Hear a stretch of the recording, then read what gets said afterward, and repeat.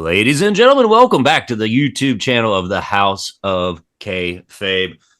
I'm Adam Harris in the house with Matt Mullins, the other Steve, and let's acknowledge him, ladies and gentlemen. The trial chief, Stephen P. New, is in the house. You guys, hot off of a journey up to the city of brotherly love, Philadelphia. You guys talked about night one in your recap. It's on the channel. We're going to try to recap night two and some of y'all's other experiences as part of WrestleMania 40, the biggest WrestleMania of all time. The biggest gate, the biggest viewership, the biggest surprises, and they kicked off night two in a very special way. And I know we're going to talk about it when Stephanie McMahon emerged at the beginning of the show. You guys were texting me, is Adam okay? What did you guys think? What was the number one takeaway from night two, Stephen P. New? I predicted from the hotel room Swerve-a-Mania, night two, from the Avengers being assembled by Cody Rhodes to, I didn't know what all of the swerves would be. I just knew there were going to be a lot of them. And buddy, they delivered. My prediction was 18 run-ins. I don't know if it got there or not. I was predicting about 18 run-ins. Matt, what was your expectations of the night, especially the main event? What did you think? Did you get what you were wanting for? The only thing I didn't get was Stone Cold, and I think that they purposefully fed us a little like he might be coming. Yeah. And we didn't get Stone Cold, but I mean, I wasn't disappointed. I mean, I think that we're in this era of having a babyface champion that's a better looking Hulk Hogan. Love it. We're getting on that backstage on that shot of the truck, it was Stone Cold and it was John Cena. So I mean, they gave us two things, but we only got one. Steve Barker, your expectations, were they met? Did you think Goldust was coming out? What did you think? Well, I saw Dustin in Philadelphia the night before, and I was wondering if, did they maybe throw some money at AEW for a one-nighter? Not to get too profound so early on. You know what I really took away from this WrestleMania? Is I fucking love wrestling because, man, let's be honest, wrestling can be bad. And sometimes maybe the majority of it's bad. But when it's good, it's the fucking best. When The Undertaker hit, I am 47 in May. Stephen P. New is, and I grabbed Steve New by his lapels on his Corvette leather jacket, and we both jumped up and down like fucking children. When it's great, it's the best. And WrestleMania night two there's two things that may have ruined me for life on this trip. One is flying with Stephen P. New in the private jet P. New, and two is seeing WrestleMania main event night 2 XL with two of my good friends. It was, if you don't like wrestling after that, you're never going to be a wrestling fan. And that's what I wanted to say too, was that, so I didn't know that I was going to be part of night 2 of WrestleMania. I only had tickets with my kids and my fiance for night 1. And Stephen P. New, in his generosity, said, Mr. Mullins, would Casey take the kids back and you stay with your boys for night 2? And I looked at Casey and she said, you stay. Real quick, I wanted to say that, so I got to experience the best of all worlds because I got to see SmackDown, the Hall of Fame with my kids, night 1 with my kids and fiance, and then night 2 with the boys. So night 1 of WrestleMania, my 11-year-old little boy, you know, his eyes are so big. My 10-year-old little girl, eyes so big, and they're looking at me and they're just like, what's going to happen? And I was just like, in that moment, I really took a breath and I was like, this is why I love wrestling, because I remember being that kid. And then the next night, fast forward completely, I'm transported into being that kid again. while we're like, this is it. So I got that. And I mean, man, I'm chill bumps right now. It was amazing. And I love wrestling. Well, and I got to know, Steve P. New, like you guys were there for possibly the biggest reaction of all time. You've been to a lot of stadium events. You've been to Paul McCartney. You were in the 6th row. How does that reaction specifically from XL when we got the 1, 2, and 3 for the big win to finish the story? You know, Barker and I were privileged to have heard the Road Warriors pop in a 12,000 seat Charleston Civic Center. You know, I've heard a lot of pops. I've heard a lot of crowd reactions at different events.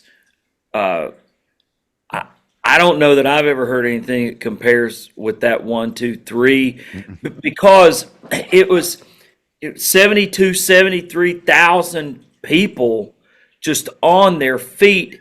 And I saw someone tweet this late Sunday night or early Sunday morning, that 5 minutes when Jimmy Uso comes out all the way up to Cody winning might be the greatest 5 minutes in the history of professional wrestling. I would defy somebody to disagree with that, Adam. So if you've just witnessed that, and like I said, I've heard a lot of big reactions. When Edge returned at the Royal Rumble in January of 20 in Houston, I was there at Minute Maid Park. That was a huge reaction. When Drew threw Brock out that same Royal Rumble, you know, we got 2 at that Royal Rumble. I was there in Philly the year before when Ronda Rousey came out. Amazing ovation when Ronda Rousey came out. Never seen or Nothing heard. like 70,000 people, though. Nothing like 72,000 people Man. On their feet, just screaming and going on. It was what everybody wanted. And honestly, I had committed myself. And in our predictions, in y'all's predictions from the hotel the night before, Matt Mullins said I could see him leaving the belt on Roman. And I was committed to that idea because you're this close. As Mullins even said, you're this close to the Hulk Hogan reign. If we really want a new era, you need to pass that up. You know, he needs to be the longest reigning one of the, not just the modern era, but, you know, of the absolute most recent memory. And I was committed to the idea that we were going to walk out with Roman Reigns with the tribal chief standing tall. And I couldn't figure out what the scenario was going to be, but I think ultimately for all us wrestling fans, they did the right thing. They had to finish the story. And you guys talked about Michael Cole on commentary. Has everybody watched it back? Have you guys watched the main event back at least? I've watched the end of the main event. I watched the CM Punk stuff. I think that's all I've been able to do because I came back Monday and started to work. The only thing I could say about being home and not with you guys is that it was a little bit warmer. I had a pretty easy access to restrooms. And then also I was able to experience, you know, the Pat McAfee on commentary and Michael Cole in his heyday. Right now, he is peaking, I think, as a professional on commentary. And man, Snoop Dogg was awesome on commentary. I got it. Whatever match you guys got to go back and watch to hear Snoop Dogg on commentary. Bubba Ray Dudley, man, it was great. But it was almost like you that pop happened with the 1, 2, 3 when Cole said finish the story, and he went on to go on and he ended with I love professional wrestling like that, and it's like how can you not get emotional when you hear that in the Samantha Irvin announcement? You know, it was just like so pure, balling and tremendous. You just love her. You talk about somebody who is great right now, who's going to eclipse everybody that has ever done that job. Samantha Irvin is going to surpass them. Now let's not go too far here, fellas. We need to get there. You know, and it's so hard. And before we go, and before you take us there through all the matches, I want to posit this to you. It cannot be said enough about how much Philadelphia played a role in this. I've been thinking about this, obviously, for 2 fucking days. Philadelphia wrestling fans are psychopaths. And I mean that in the greatest sense of the word. Remind me, I said this when we start doing the main event. They are so like on top of everything. At one point, I don't know if this came across on the broadcast, but there are these certain lights that were blinding the people in the upper club seats. They came up with like 4 different chants, and half of them had dirty words in it, trying to convince WrestleMania to turn off that light. They went, "Oh, please turn off that light." I mean, and then it was like, "Turn the fucking light off, turn the fucking light off." And dude, Philadelphia, that was the perfect convergence of the best content with the perfect crowd, because Philadelphia, they're wild. The only baby face that they were 1000% behind was Sami Zayn. I'm just going to do this one now, and then we'll get into the whole run of the card. It will be lost on people who watched it, and I think if you were there, you'll understand this. 2/3 of that crowd was very happy that Cody Rhodes won. About 1/3 of that crowd was pissed the fuck off. And I think that they're going to, obviously that's going to get buried in with all of us just making Cody the highest mountain that you can climb. But there were people out in the fucking crowd leaving that did not put their hand down for blocks. Wow. It will be lost on people watching it. There were a lot of people, not a lot, at least 1/3, that were pissed that Cody lost. And in that pop, there were boos.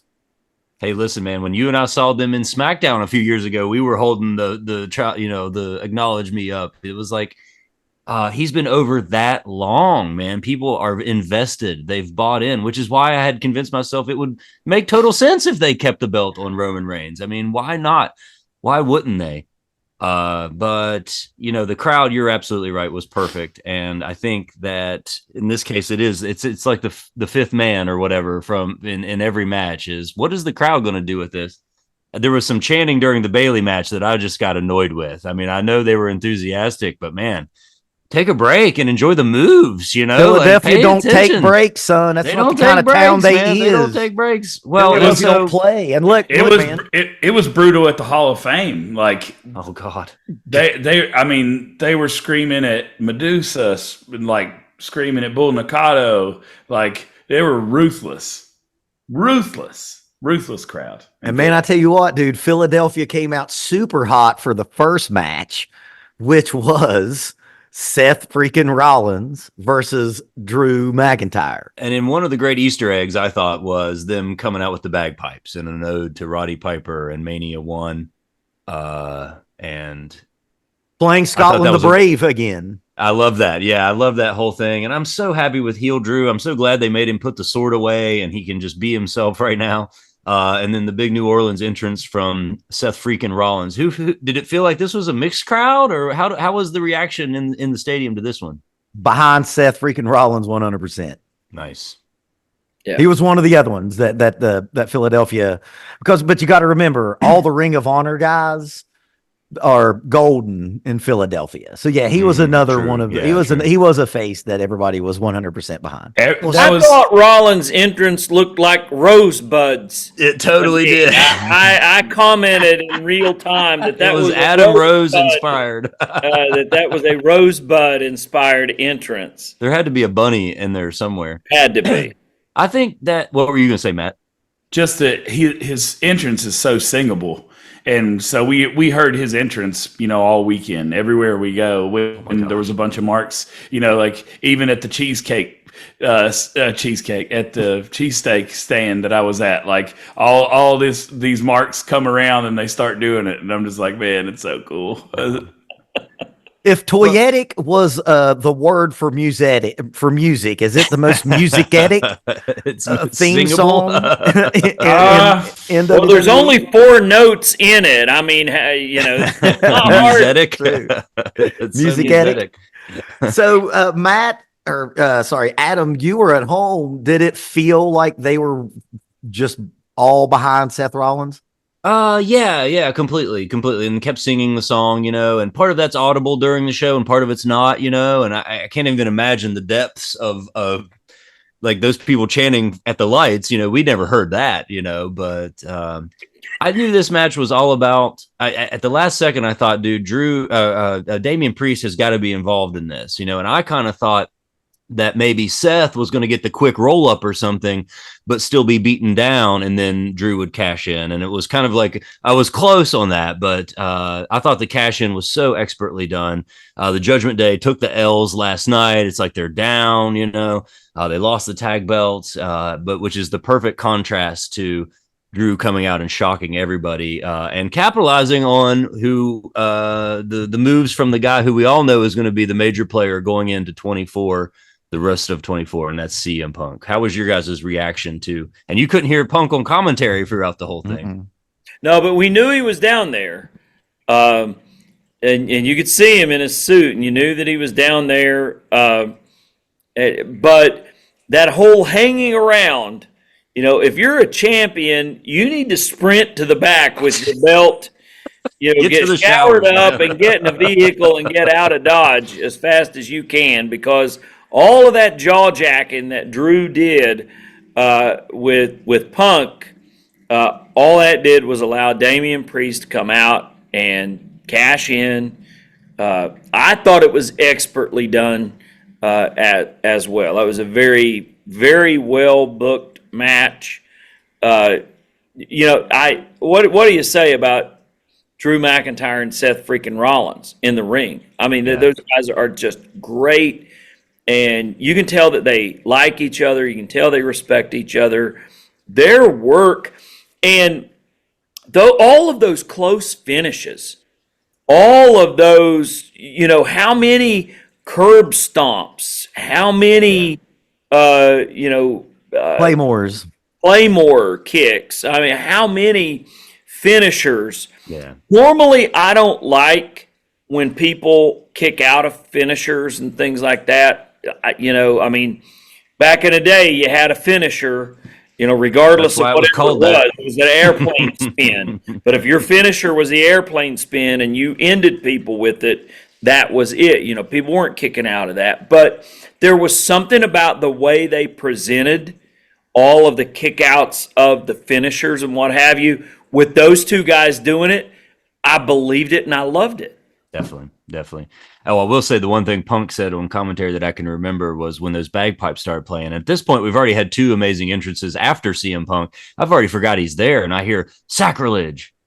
This is sacrilege. He also I was like, who the fuck is saying this is sacrilege? This is awesome. And then I hear, oh, it's Punk. Okay, well. I also said the same thing in the stands, if you recall, and Barker promptly jumped all over me. It's Scotland the Brave. All Scotland owns that song. It's their song. Roddy It's their Piper Freebird. owned that song. That song was written in 1643.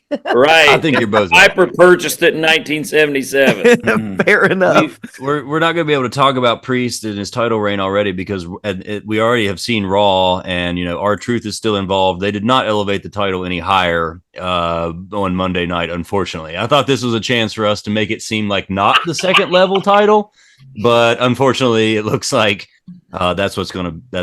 Hey, look, R-Truth was on TV, and that's all that matters. When Truth got in the ring last night and held that belt up, I laughed. and that Philly crowd started yelling, "Yes, he is! Yes, he is!"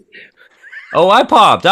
Believe me, man, I'm on the R-Truth bandwagon with you guys. And as soon as the belt came in there, I was like, oh man. I thought it was hilarious. I loved it. I thought it was hilarious too. I'm standing by the fact that I said it killed the title. I mean, it's still a joke, and they had him come out instead of like Gunther. Like, what if Gunther had come out and said, oh, you think you're bad?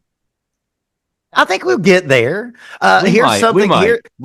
Here's what Monday night was. And you got to give people a night off too. That's the other thing. Monday night, go right into the Monday night was the punctuation, the end of the whole weekend that we will call WrestleMania weekend. But what it actually should be called was, hey, how about we all collectively forget about Vince McMahon? So that's what Monday they catered. There's so much fan service. Like, you can't see him. Is it Little Jimmy? Of course John Cena is going to come out again. They're giving it to us. We've had decades of Vince McMahon fucking with us and giving us shit that he knew we didn't like. So Raw was just the last. I think that it all starts again like Friday and then Monday. They needed to give you one more in case you thought last night we were giving it to you. Here's even more.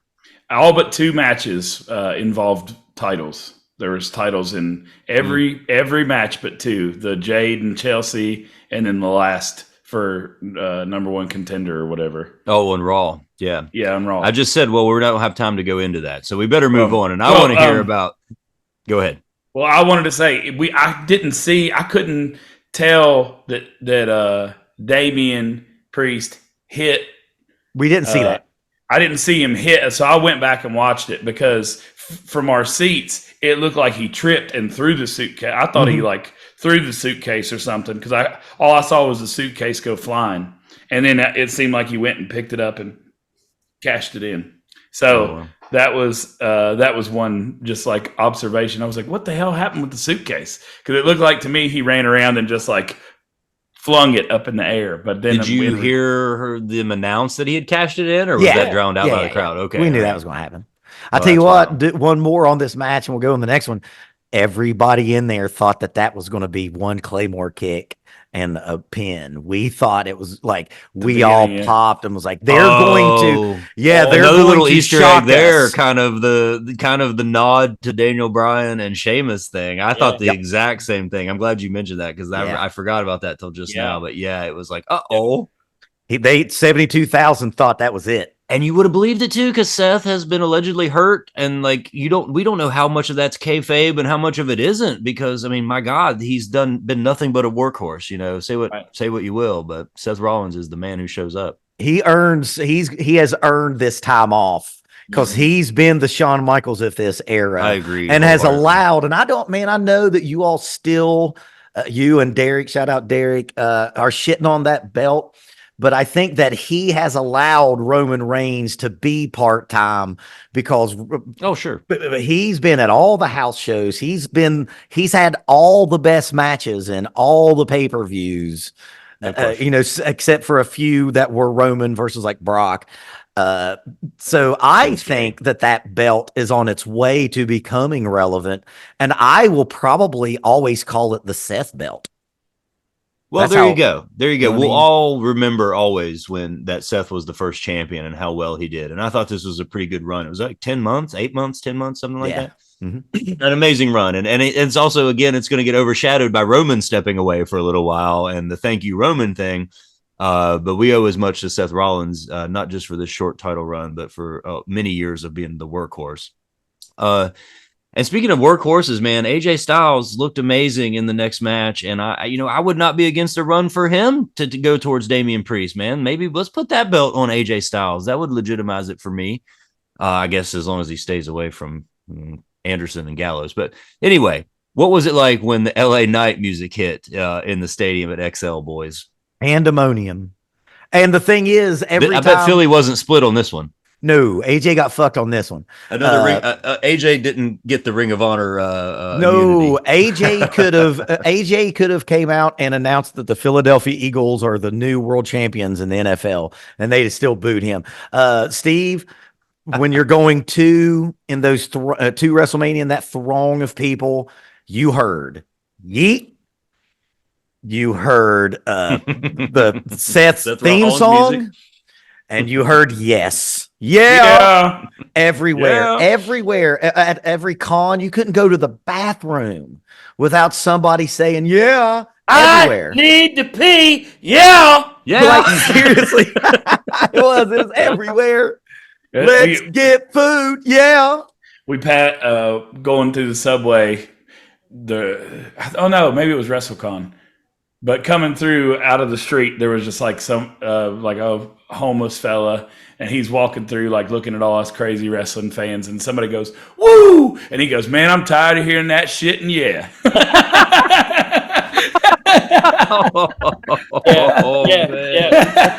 Even the homeless guy was tired of hearing that. Sick of these fucking marks. Get out of my city. I'm tired of hearing that shit. And yeah. Wow. He's like, bring back the Phillies fans. Dude, there was no way that LA Knight was going to lose this match. Unfortunately, it's at the expense of AJ, but AJ showed us what he can do. And, Matt said that he had heard a podcast where AJ had said that he feels that he is slipping physically, and there was no evidence to that in this match. Maybe that's why he got back in shape. I mean, he's chiseled, he's cut. Oh, he's bigger than he's ripped, man. He's He's amazing. Yeah. Oh, looks awesome. Well, that was a 12-minute banger, I thought. I mean, that one, as far as like taking no more time than it needed, it didn't seem to go too long. The next one was 7. Let me comment on something if I can.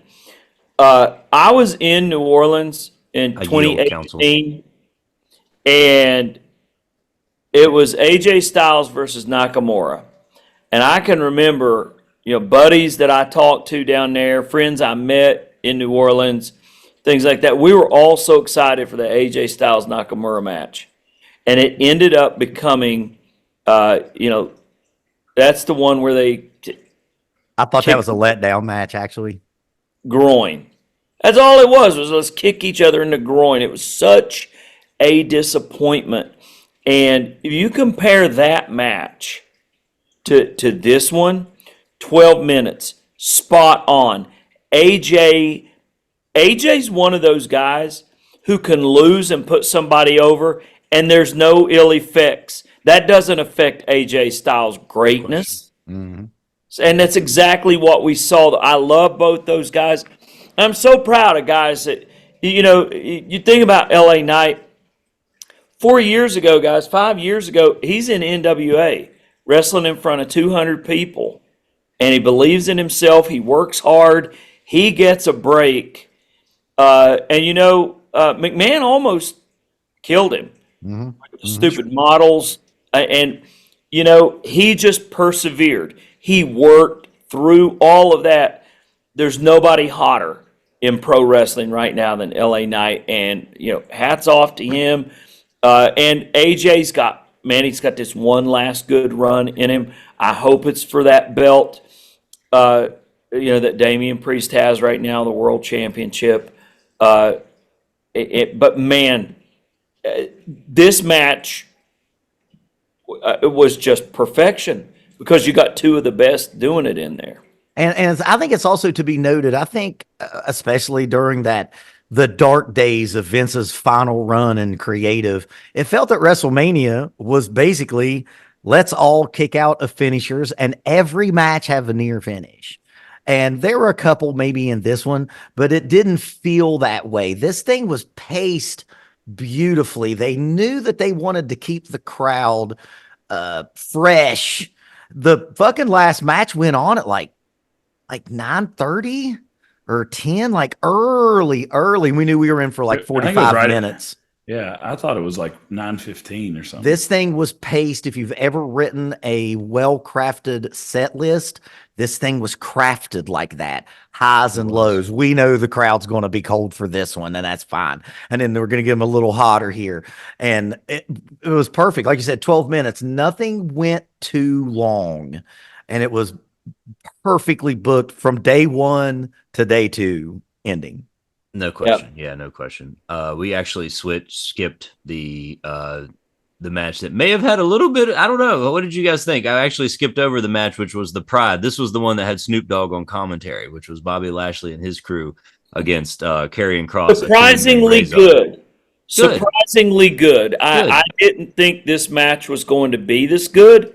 I was pleasantly surprised. I was pleasantly surprised with Bubba's officiating.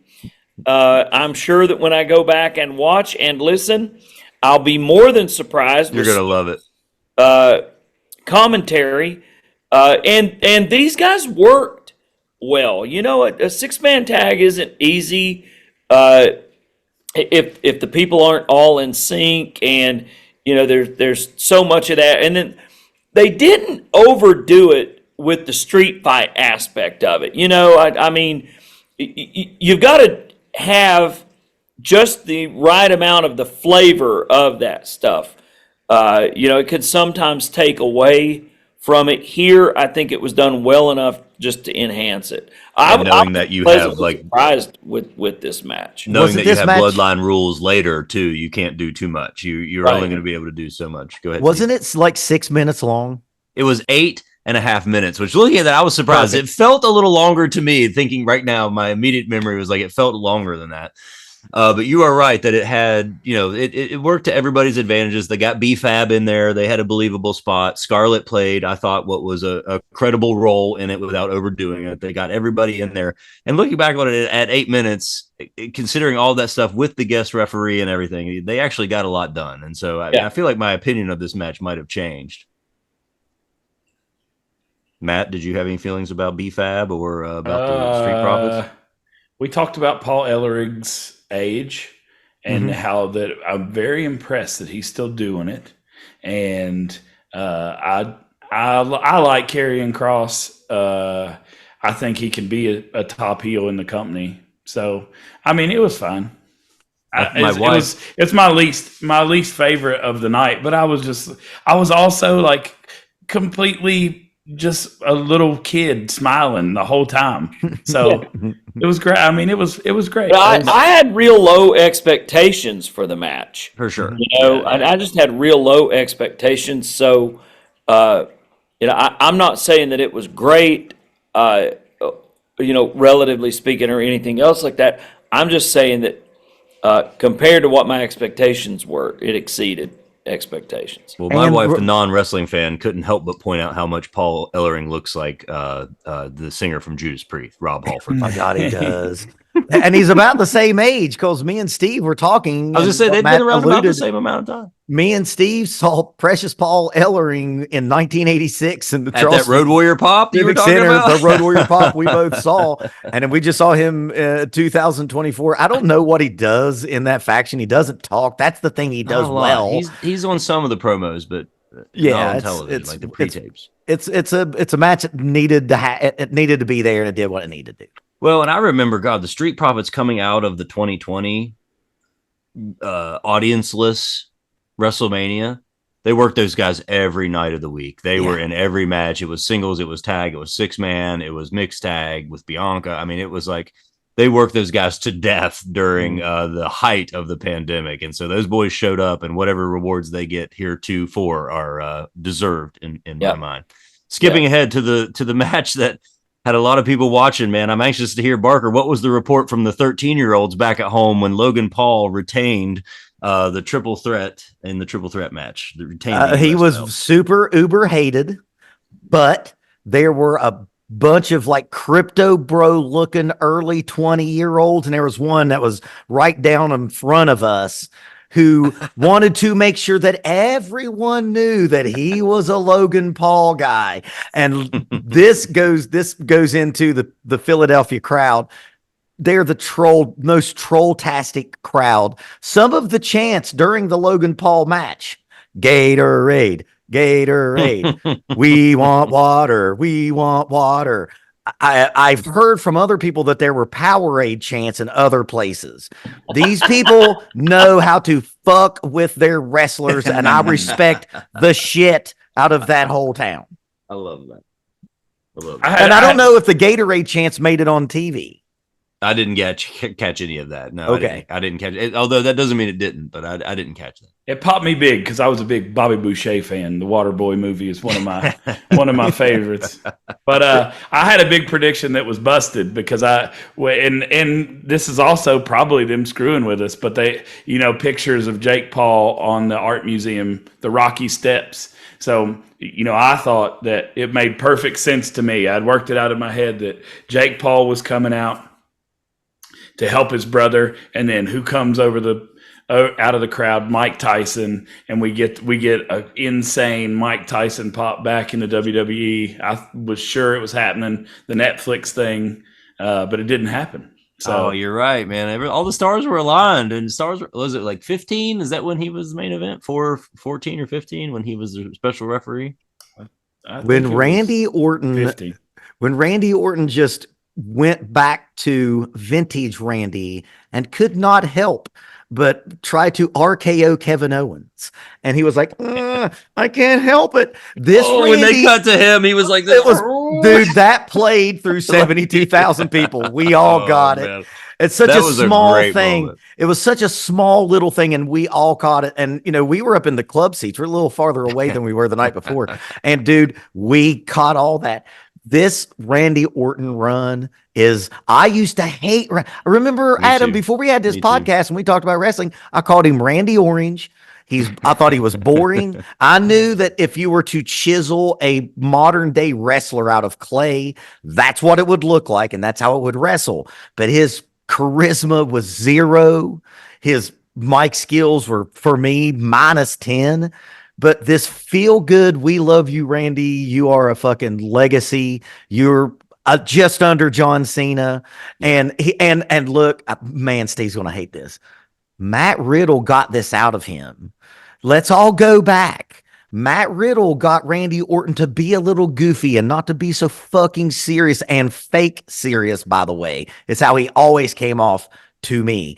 And Matt Riddle softened him up. I always bring it back to when Daniel Bryan was the wrestling machine.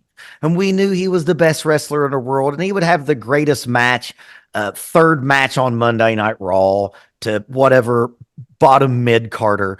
And then he got with Kane, and he got a fucking personality, and they went to therapy, and then the yes movement happened. It's something that some promotions that will remain nameless, Steve, remained nameless, don't get. It's not about the matches, because we've seen Randy Orton have great matches and like 75,000 with John Cena, but he hasn't been this loved because he finally got a personality.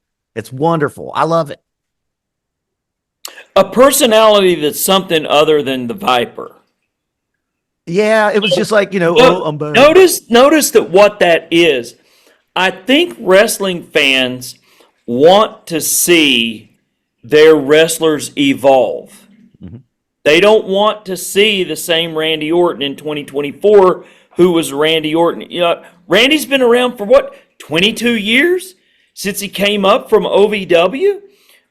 His pension's going to be fantastic, by the way. But anyway, when you've been around for 22 years, people would expect, pardon the pun, some evolution in your character. They would expect you not to be the same in 2024 that you were when you were a snot-nosed 23, 24-year-old kid in 2002. So that's what I think people want to see, Steve. It's not, your point's very well taken about, develop a personality, but don't be two-dimensional in your character. People want to see you as a three-dimensional character, and sometimes it's going to require having a softer side to you, a family side to you, or a multi-dimensional character. People believe that because that's what real life is. Any of us are not what somebody thinks they know that you are. Many of us have many sides to us, and I think that's what works best in pro wrestling too. Man, you know what this also showed me? Also, Kevin Owens, obviously, wonderful future Hall of Famer. He's getting to that point now where he doesn't need a title. He's just Kevin Owens. He's KO. But I think we cannot get out of this match before we say Logan Paul beat two future Hall of Famers, one who is definitely on a lot of people's Mount Rushmore, and he beat them pretty fucking clean. They have big ideas for Logan Paul down the road. We cannot miss that point. He won with a clean, and there was some gaga. Oh yeah, there was some booking, which was well done. I thought the which was well done. Guy was by well done. the way, even though it wasn't Jake Paul, and we didn't get Mike Tyson. I agree with Matt. That would have been awesome. By the way, in pure Philadelphia fashion, everyone there thought that was KSI. Everyone thought that was KSI in the whole fucking building. That's all we'll say about that. I didn't. I didn't like that it wasn't Mike Tyson, but I think that I think that Logan Paul is a crazy talent. Nobody comes along this fast in pro wrestling and is that good. And he's lucky to have found pro wrestling, and we're lucky to have him. So I like it. I think we can see him in WrestleMania main event in a year or two, in 2 years. For sure. Yeah. Oh, for sure. His athletic ability, and I'll tell you, I'm going to attempt to avoid betraying confidences and things tonight, but there are a lot of people who Logan Paul is so good so quickly, it amazes them. His athleticism, the way that he understands the psychology of wrestling, the way he can execute the maneuvers, I'm going to tell you guys, it amazes a lot of people who've been doing this for a really, really long time. His slingshot double suplex was a awesome. thing of beauty. Is just so many great spots. This guy gets it. He's going to be he's going to be world champion, fellas. I noticed I'm coming around to him. You know, I've never liked these celebrity types or whatever, but what Logan Paul is proving is that he's got the chops. Mm-hmm. You know, I wanted Pat McAfee to be Logan Paul, and Pat McAfee's so good on the stick and so good as an announcer. I'm glad we have Pat there, and I'm glad we have Logan Paul. Mm-hmm. There was a small thing, and we got to give KO his flowers as well. I mean, first of all, he must have got an amazing reaction from Philadelphia for that ECW inspired entrance. The colors, it's almost like Matt's shirt that he got. That was awesome. And then I did notice a small thing where when Randy was doing the double DDT spot on the ropes, you know, like this, which was perfectly executed, by the way. I mean, you know, KO kind of came over, he ranked him in too, you know, after he got him. But I saw KO tugging Logan Paul along a little further, making sure he was safe, you know, that he was in position, you know, and I don't want to break kayfabe, especially here in the house of kayfabe, but I noticed that little thing and I just thought, what a master Kevin Owens is, Randy Orton is, and the best people that Logan Paul could be in the ring with right now are those two. And they're making him look like $1 million.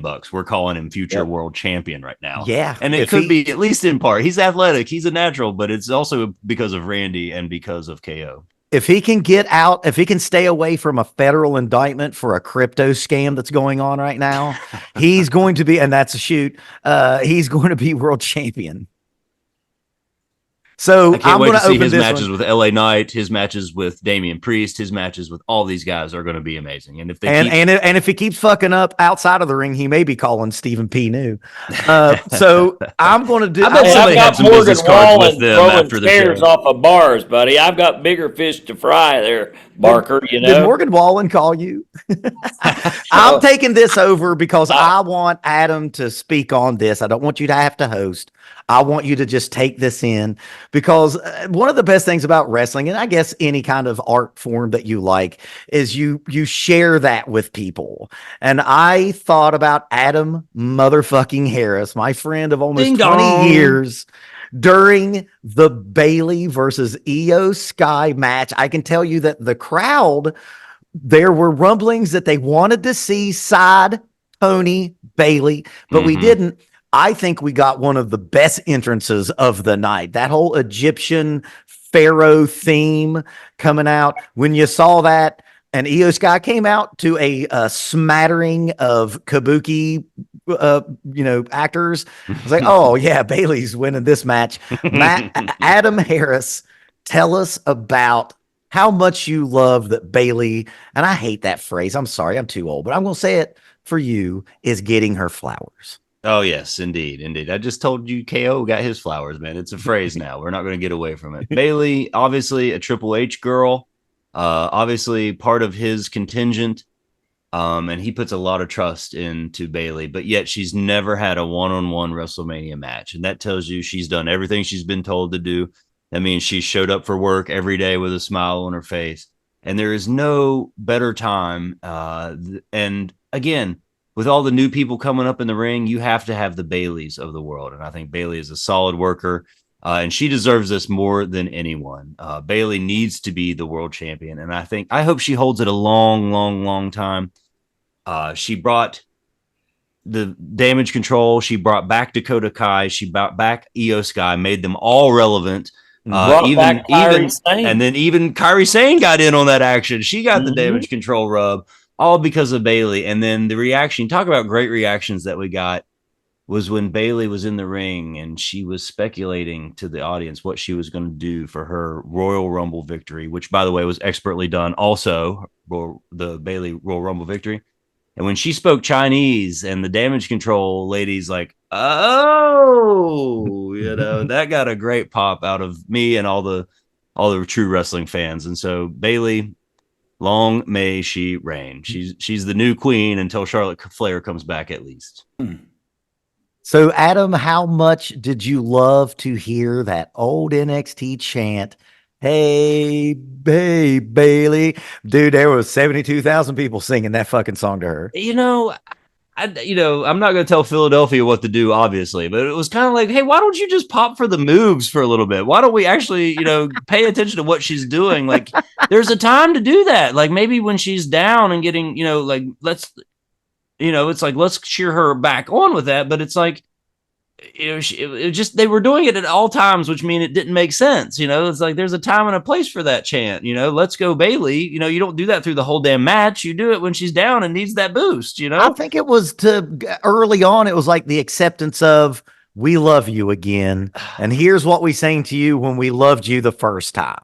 Right. I thought it was a great Europe. callback. It was amazing. When they did it in Europe and she was heel. Do you and guys she was like, that? quit that shit. Perfect. Wonderful. Wonderful. So good. Yeah. Matt, did you like this match? I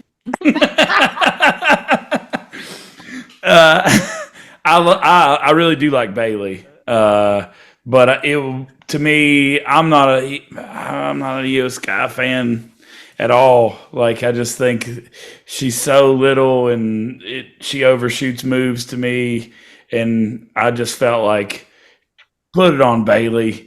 Let's get on with this shit. I thought of her as like, I'm with Matt. I thought of her as like she's an NPC that needs to be there to get beaten. I mean, I like Asuka is believable. Asuka like does move, like she's more of a powerhouse, and I think she executes the moves better. But I like Bayley. It was 14 minutes long, and I agree it could have been a lot shorter. I would have liked it to have been a little more decisive on Bayley's behalf, but she's not that kind of worker. She's going to make sure that Iyo gets her stuff in, make sure she seems like the genius of the sky that she is, and gets all her stuff in. It should have been the first match of the night. I was waiting. Steve, I was like, when are you going to say that? It should have been the first match of the night. I would not have been against that, although I like its positioning right before the main. I believe that puts the emphasis on the title. But I agree with Stephen P. New that and what if that Bayley entrance had been the first thing, of the show, like especially with Stephanie McMahon having just been out there, throw out Bayley, who is a true icon of the women's revolution. Okay, wow. Adam, let's take us home. Let's get to the main event. We're running long, but that's fine. All right. No non-disclosure agreements present for this one, guys. I'm trying to think. I was so excited for this. I thought, we've talked a lot about the entrances on this show. We've talked a lot about the music for Roman Reigns and for Paul Heyman. I tried to appreciate this for what it was, which is perhaps a moment. It's a time marker in history and the evolution of this business. Everybody's already talking about the Renaissance era, and this was a moment. Guys, Roman Reigns hasn't been pinned since before the pandemic. And we finally saw it. It was told so well. Many of us thought it would come last year, and we didn't get it. And I even thought they were going to draw it out even a little further, but we got it. Cody Rhodes finished the story, and nobody, even my wife, the non-fan next door, goes, wow, nobody like him's ever won it before, right? And she's talking about Dusty Rhodes' son. She's talking about the guy who has been such an inspiration to everybody, fans and wrestlers alike. He trained half of the roster right now in their promos. He trained some of the top people in AEW, even had some time with Dusty Rhodes. And yet here his son is at the top of the business. And it was told so well in the most dramatic fashion possible, in a way that only professional wrestling could tell the story. You guys were there. Tell me what your expectations were, and were they met, and what did it feel like? I am prone to hyperbole, and I know this, but I think it's going to be it'll go down as important. I'm going to pop Matt Mullins as Hulk Hogan slamming Andre the Giant. I fucking think it's going to be that I agree. fucking important in the grand scheme of things. It could be recency bias. I am going to accept that fact. But and here's the problem with the match before the Gaga. We three did not twitch during any of those false finishes. Fuck you. We know this ain't this ain't it. Let's go. As Matt Mullins said so wonderfully, I'm here for the Gaga, and I love the Gaga. Let's have the Gaga. But it was good. It was well done. It was and good. one of the things I said on the trip back was we got a wrestling match. My fear when I heard Bloodline Rules was that you were going to see a bunch of caca. All right, that Solo was going to be out there all night, that Jimmy was going to be out there all night. Paulie could have recruited people to come out there and done stupid stuff to mess with Cody. That being said, boys, we got an honest to God wrestling match, a classic between Cody and Roman before the caca, before the Bloodline Rule stuff even started. Man, just the psychology, the back and forth.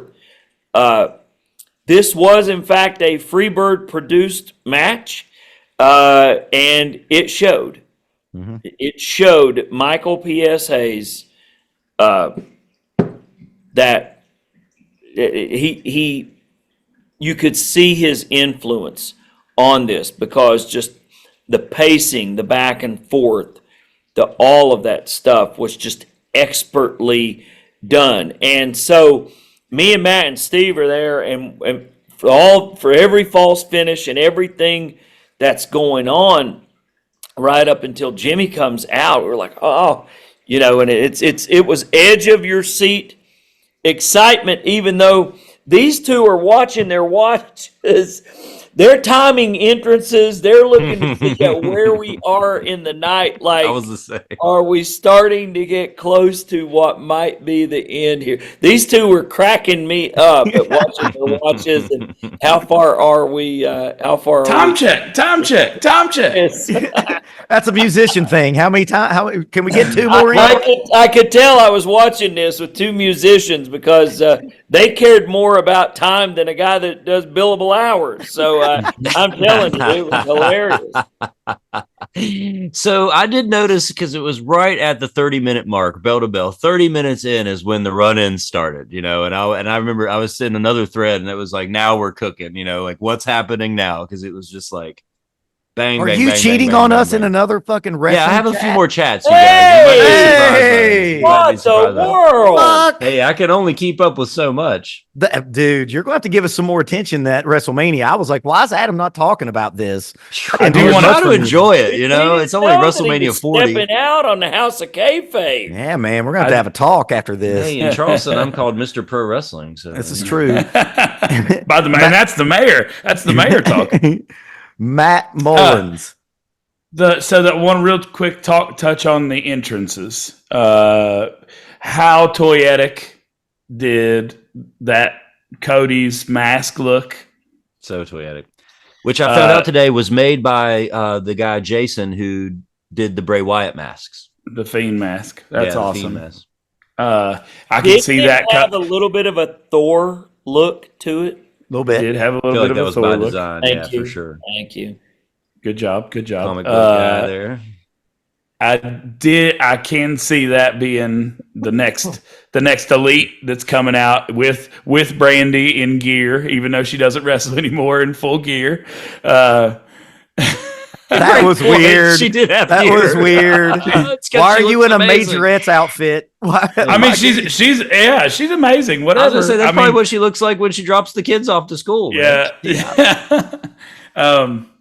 We got a full wrestling match. To Steve's point, that was great. I mean, we got ourselves a really, really good wrestling match. It wasn't fooling us at all. We knew that I was there for the Gaga because I knew that Hulk Hogan was at WrestleMania World. I knew that at 316 Triple H tweeted. I knew those things. So I was like, I was like, oh, okay, how are they going to spin it? And I had in my mind like Hogan's going to come out in NWO gear and try to screw Roman over, still being the bad guy, but say that he didn't want Roman to surpass his reign. And then Stone Cold was going to come out and stun Hogan. That was the only spot I could have foreseen Hogan doing, was just pulling Roman's leg off of Cody, and then Stone Cold coming out and stunning him. This segment brought to you by 12-year-old Matt Mullins. Yeah, no doubt. 12-year-old everybody. Dun, dun, dun, dun, dun, dun, dun. That would have got a pop too. You can't Now, admit. I'm going to put Matt over too, because if you go back and watch night one, it's the hotel of kayfabe, and it's me and Matt in a very badly lit hotel room because I'm an idiot and forgot my ring light. Yeah. He said The Undertaker was in Philadelphia. And I completely forgot about it because all I could think about was that fucking tweet at 3:16. And also Stone Cold Steve Austin on his Instagram, like he did last year or 2 years ago when he wrestled KO, his whole Instagram feed is working out like a madman. And I was like, oh shit, obviously Stone Cold's going to come out. So when Jimmy came, everyone, man, I'm going to talk a lot about this. When he came out, everyone was like, this is it. Let's go. Now it was almost like WrestleMania has now started. When Jimmy came out after 2 days, everything else was like all free. Right now, WrestleMania has started. Well, it was like everybody sitting in their seat. Nobody was sitting. Mm-mm. When Jimmy came out, 72,000 people on their feet just doing this, because we knew that 5 minutes or however long they were going to give it to us was about to start. And yeah, with every music that hit, a different reaction came, and by the time that it was Taker and we heard Taker's music, I looked back and like the presidential suites or whatever right behind us, and Mick Foley's daughter, Noelle Foley. Yeah. Noelle Foley goes, oh my fucking God. I was like, yes. So the way this was, I got to explain this in detail to my wife last night, because even though I came back on Jet P-New, I did still work, and then I came in and I was like, I want to see this happen. And I explained it to my wife. Now, my wife is a Shakespeare fanatic.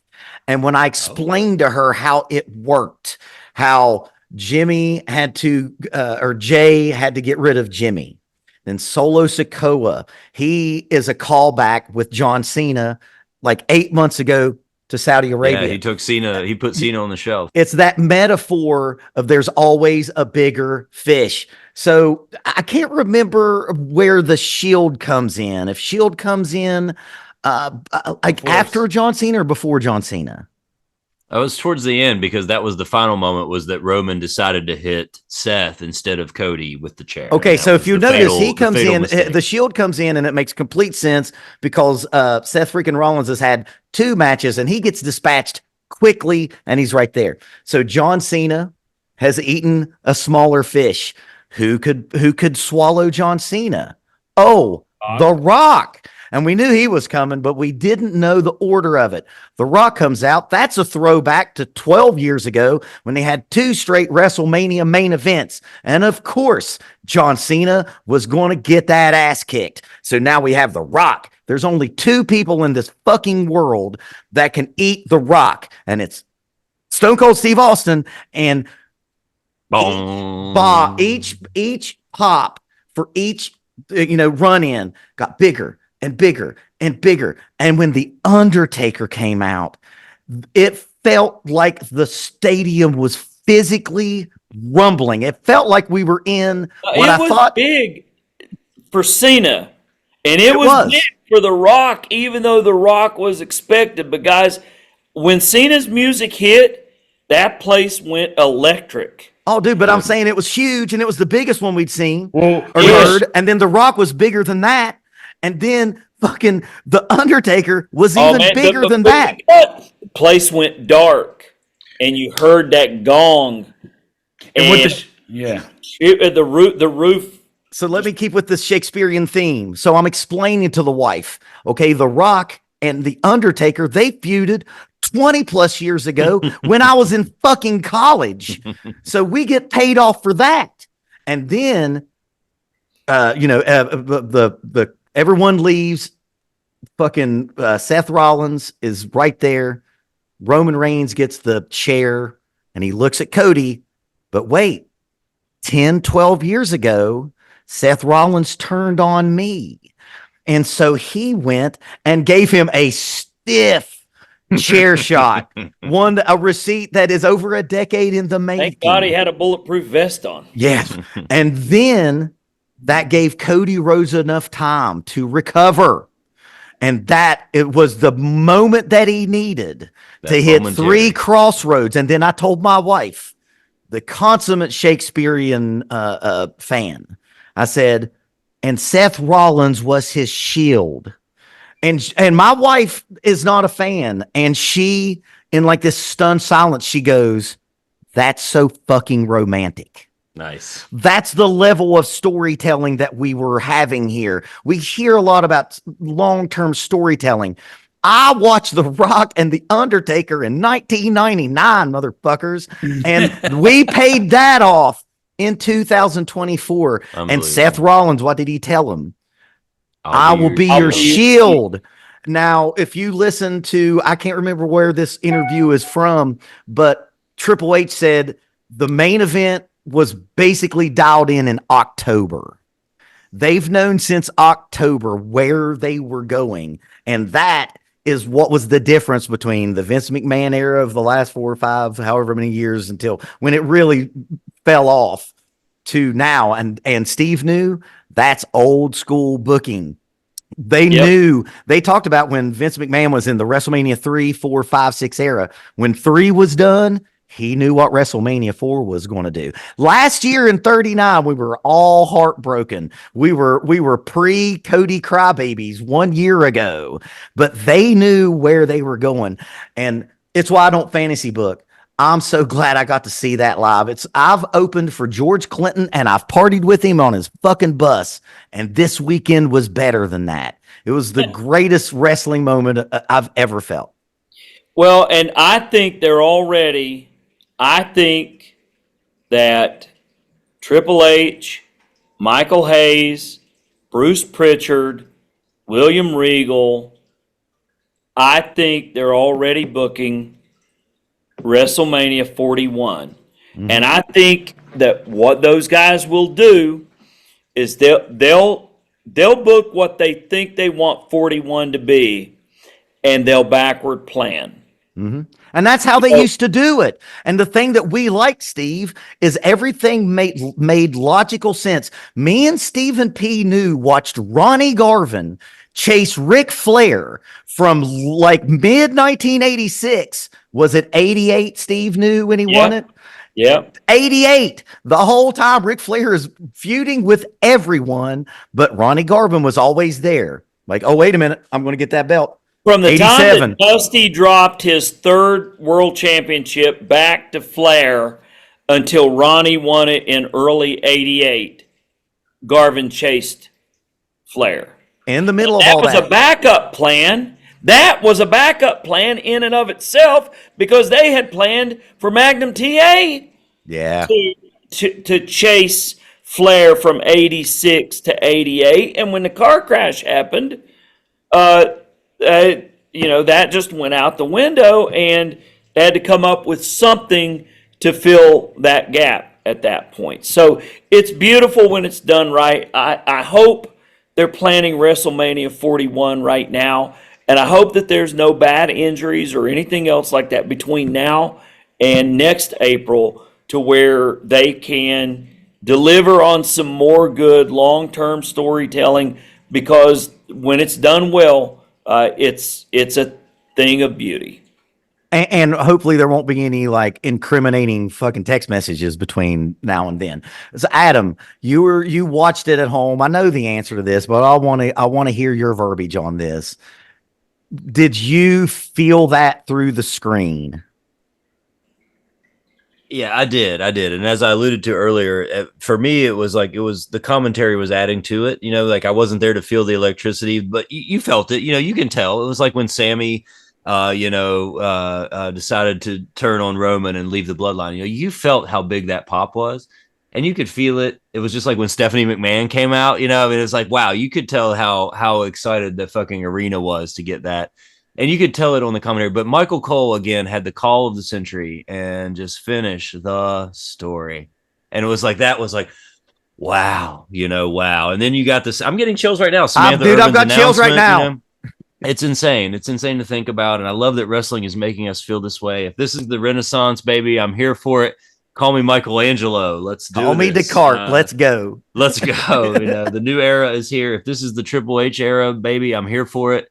And guys, I think we should do another video, and let's go ahead and predict WrestleMania 41 and see where we're at a year from now. Maybe that'll be our next video. We should all sit down with pen and paper. Who wins the Rumble? Where is the world title? Does Cody defend at 41? It's got to be a year-long reign, right, guys? I think we're getting longer than that. We're getting I'm telling you, we're getting the white meat baby face that we've never had. Let's go. Because even though that I'm a Hulkamaniac from way back, Hogan's an ugly motherfucker. Cody's good looking. Chiseled. Well, and just imagine though, guys, Cody checks every box. With his spouse, with his child, the dog. He can do the Make-A-Wish. He is wrestling royalty. He is the son of Dusty Rhodes. And I'm telling you, that carries a lot of weight. That is professional wrestling. Just being the son of the American Dream, Dusty Rhodes, carries with it a lot of weight. But he has a beautiful, model-looking, gorgeous African-American wife. Ow! They have a beautiful daughter. He can do the Make-A-Wishes. He is exactly who TKO probably wants to be the face of their company for all of those and more reasons. He's educated. He's well-spoken. He is not going to do anything stupid to embarrass your company. I'm not saying that Roman did either. I'm not saying that Damian will as a world champion or any other world champion would. But man, Cody Rhodes, he's the safe bet to be your white meat baby face, good guy versus bad guy, world champion. No gray areas with Cody. Okay, let me allow myself to be serious for a moment. All right. We did 2 videos, me and the only Derek Jones that matters, and we talked about the style that Cody Rhodes is. We live in a postmodern nightmare of content creation where we have half good guys and half bad guys, and everything is in that gray area. I could go through a bunch of the MCU post Endgame and talk about some of their villains that just weren't villains and some of their heroes that just weren't heroes. I want to go Matt, Steve, Adam. Can Cody keep this up in this cynical, like I said, this postmodern nightmare of a society that we're kind of living in? Will he get turned on eventually? I do not. I think that wrestling has this beautiful way of you can always turn heel and then come back 100 times a better baby face. I think that we're going to see that happen with Rock, So I do think that he will eventually probably turn heel at some point, but not turn heel. Will the crowd go Kurt Angle early or John Cena middle of his career? Will they turn on him? Will that American a hero, apple pie, white picket fence shit. Captain America. Get Captain America. And look, if you're a Marvel fan, there's a lot of people that don't like Captain America, and there's more people that like the Punisher, I think. That's my estimate on it. Will they turn on him, Matt Moore? I do not believe so. I think that I think that we've already seen the crowd against Cody, and I think that we are going to see. He's a legend now, and I think that it's just going to continue on. I think that I believe that the crowd will stay behind him no matter heel, baby face. I think that we're going to just see the next level. Like, yeah, I hold Hogan in high regard because when I was 8, I was like, I'm saying my prayers and eating my vitamins. And Cody's he's this better looking. He's more genuine. He's got Dusty Rhodes as his dad. He's got the Dusty watch that he pawned for his son to go to school. He's telling us these honest stories, whereas Hogan was hopped up on, an 8-ball of Coke with the Warrior, and it was still false. And I think that Cody's honest, and it's going to keep on. So it looks like Matt may, there he is. Steve, do you think that they're going to eventually say this Hulk Hogan is too passe? I think that what you might get at most is let's go Cody, Cody sucks. So like middle John Cena. I think it's going to be at most, I think that you get a let's go Cody, Cody sucks. Because there is a certain brand of wrestling fan out there who made Stone Cold Steve Austin what he was. Mm-hmm. Who likes the Punisher instead of Captain America. And who roots for Rorschach. Yeah, I love you, Steve. In the Watchmen, because see, that was what was so appealing about the Watchmen in 1986 was that there was nothing like the Watchmen. That these heroes who were tweeners. Yeah, these were flawed superheroes. And then not long after that, you saw The Dark Knight Returns by Frank Miller. And Batman was a flawed hero. And that kind of ushered in that era of comic books anyway, where you had flawed heroes. Iron Man was an alcoholic. And there were some stories in the late 80s with heroes who you just didn't wrap up in one book that were just all 100% good. I see WWE using Cody Rhodes very well for a long period of time. Pray to God that he stays healthy for all of this, because I think we benefit from that. One last thing I want to say. Cody's going to teach a lot of the younger people in that company how to work. Inside and outside of the ring, he is going to elevate the professionalism of World Wrestling Entertainment. Adam, do you think, and you are probably the most true-hearted person that I know, do you think that this cynical society is going to eventually be like, oh my goodness, you're so fucking good, Cody Rhodes? It's hard to imagine it not happen. It's hard for me to imagine that it can't happen. It really is. But if there's anybody that can do it, it's Dusty Rhodes. And should Cody. They turn, like he didn't do okay when they tried to turn him in AEW, like remember he resisted that largely, and I think he's right now is where he wanted to be then. And so far he's holding his own, man. We ask a lot of Cody Rhodes, man. I mean, he was on SmackDown. He wrestled in the main event of both nights of Mania, dude. He has not gotten hurt. He seems to have maintained his conditioning, and he also went on the Today Show, the Pat McAfee Show. He went on the Bump. ESPN. He's doing it all. The SB, exactly. He's going to do everything that he can while he can. And as far as I'm concerned, I hope we can stick with him. I hope we can maintain this babyface era, man. But it's going to take heels. You know, if Roman's off television, who is the next one? You know, is it Drew? Is it Punk? Is it, you know, I just don't know. It needs to be the heel. We can't have Hogan without Andre, without King Kong Bundy, without Earthquake, you know. And we got to have those heels, man. We got to have those heels. And that was a great thing. I hope maybe they consider managers, Adam, because not every heel is good on the mic. Yeah. You know, and that was why Heenan, Fuji, Jimmy Hart, Luscious Johnny V. That's why those managers were so important And to Heyman. Hogan's long run from 84 to what was it, 90, 89, Right. 90, whatever it was.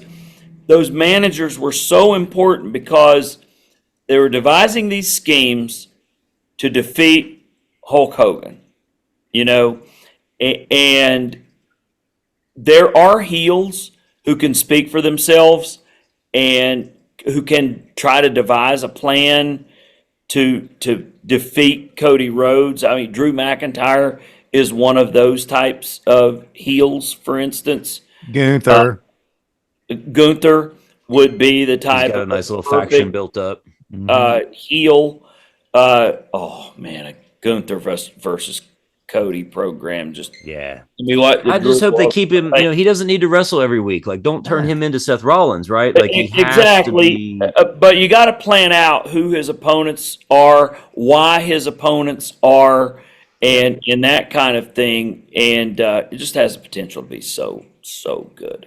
Wrap us Well, I up, hope you Adam. guys will take a chance to watch it back on Peacock. I mean, yeah. I'm watching it back right now. The cinematic entrances are amazing. You know, these close-up shots, you guys are going to look amazing, even from your seats way up near the box. I can see Stephen P. New hanging right up there towards the top. I can see Noelle Foley reacting. It looks amazing on Peacock. It's amazing that you guys were a part of history. I'm glad you guys shared it and brought it back with us here to the House of Kayfabe. If you've watched it this far, you are a Mark nerd, marking out with us here on the House of Kayfabe. Thank you so much. Please like, please subscribe, leave a comment. What did you think of WrestleMania? Where were your seats? And do you think Cody can do a year-long run? If he does, we're going to talk about it here on the House of Kayfabe. We'll see you next time.